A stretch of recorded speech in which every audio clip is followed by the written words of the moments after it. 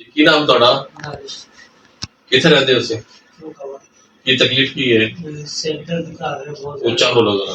सिर दर्द का आ रहा है बहुत ज्यादा। अच्छा। और पट्टे वगैरह दर्द का आ रहे हैं। हम्म। थोड़ा पता चले ऐसी कि बाबा जी को बुलाओ हाँ, तो कितने चेर से तकलीफ है? एक हफ्ते तो है। हाँ जी एक हफ्ता हो गया। कब्ज की शिकायत तो नहीं हैगी? नहीं कभी नहीं। चक्कर आता है, ठीक है। दिल घबराता है, पेशाब जल के आ रहा है? जी इस तो पहले भी तुसी दवाइयां इस्तेमाल कीतियां ने?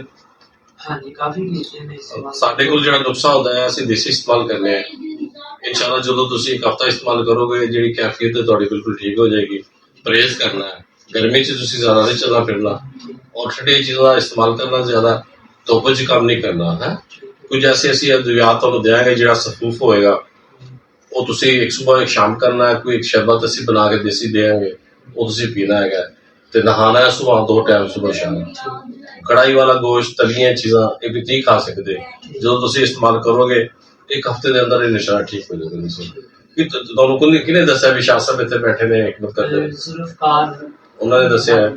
हाँ ठीक है, मैं इंशाल्लाह कोशिश करूंगा, अल्लाह ताला बेहतरी करेगा, तुम ठीक हो जाओगे। हाँ जी, किस तरह आए हो? अच्छा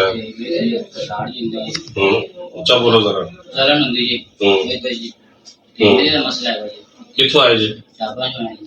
भावनगर तो कितनी दूर है? 9 किलोमीटर। अच्छा, इस तो पहले भी तुसी कोई दवाइयां इस्तेमाल कीतियां? देसी इस्तेमाल कीते से या अंग्रेजी इस्तेमाल कीते? उन्होंने नाल कोई फायदा नहीं होया।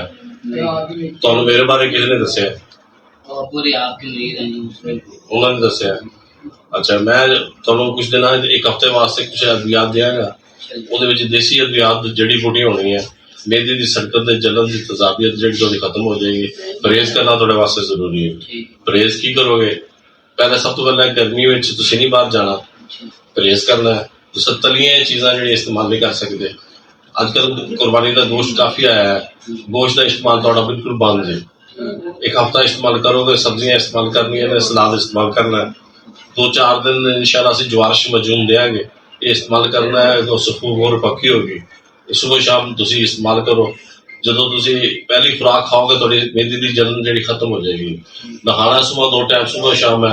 सुबह की सैर और वॉक करना थोड़े वास्ते जरूरी है। पैरों च अग लगती है, जलन होती है? अच्छा, चक्कर तो नहीं आता? मुंह का जायका कड़वा थोड़ा? थोड़ा बहुत आता है। ठीक है, कब्ज की शिकायत नहीं है? मैं पहले भी दवाइयां तो उसी इस्तेमाल की ने। मैं अपना जाती तजर्बाती नुस्खा तुहानूं दिया, तुसीं इस्तेमाल करोगे इंशाअल्लाह।